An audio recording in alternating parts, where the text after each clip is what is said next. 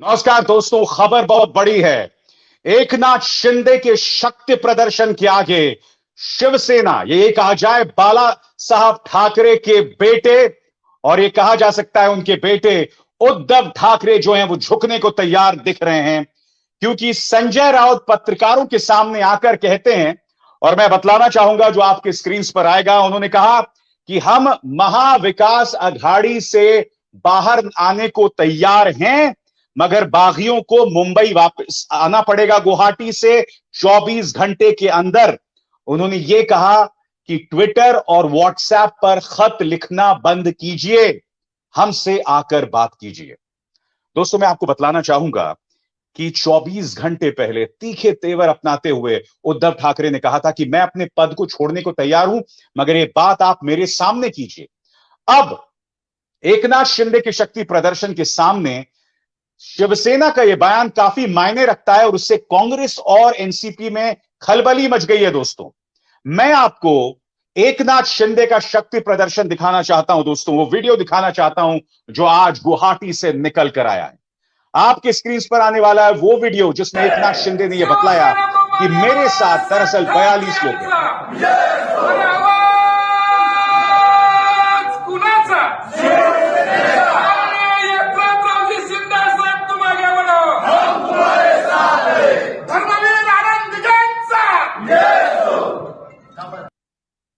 मैं आपको यह भी बताना चाहूंगा कि दीपक केसरकर जो कल तक आदित्य ठाकरे के साथ थे, उनके एक विधायक जो हैं अब वो पहुंच गए हैं एकनाथ शिंदे के पास, और एकनाथ शिंदे के पास पहुंचकर वो कहते हैं कि उद्धव ठाकरे से हमें कोई आपत्ति नहीं है, मगर उद्धव ठाकरे को एनसीपी और कांग्रेस का मुंह छोड़ना पड़ेगा, महाविकास अघाड़ी सरकार से बाहर आना पड़ेगा और बीजेपी का दामन थामना पड़ेगा। जिससे एक बात स्पष्ट हो जाती है दोस्तों कि ऑपरेशन लोटस कहां तक पहुंच गया है। दरअसल इस मामले में असमंजस फैलाने का काम काफी हद तक संजय राउत भी कर रहे हैं। संजय राउत बार बार अपने बयान बदल रहे हैं दोस्तों।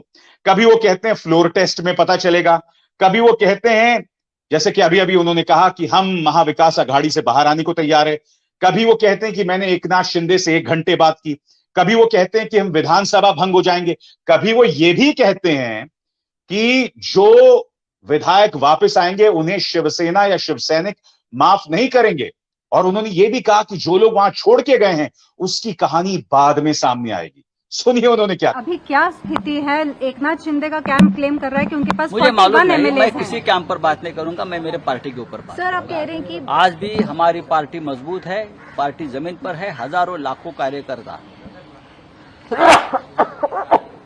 आज भी हमारे साथ पार्टी के साथ जुड़े हैं।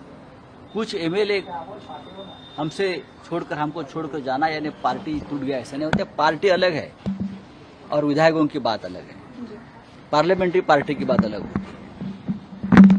किस हालात में, किस दबाव में, किस प्रेशर में ये लोग हमें छोड़कर चले गए हैं उसका खुलासा जल्द ही हो जाएगा। उद्धव जी ने कल जरूर आह्वान किया है कि आप आइए और बात करिए। मैं उसको बंडखोर नहीं मानता हूं जैसे आप कहते हैं। उन्होंने जब कल कहा कि हमसे हमारे बात संपर्क में लगभग 20 विधायक है, मैं आपको बताता हूं, और जब मुंबई में आ जाएंगे तो पूरा खुलासा हो जाएगा। देखा आपने बयान किस तरह से बदल रहे हैं संजय राउत के। कभी वो कुछ कहते हैं, कभी वो कुछ कहते हैं, और कल उद्धव ठाकरे के बयान से ऐसा लग रहा था कि अब वो पूरी लड़ाई लड़ने को तैयार है।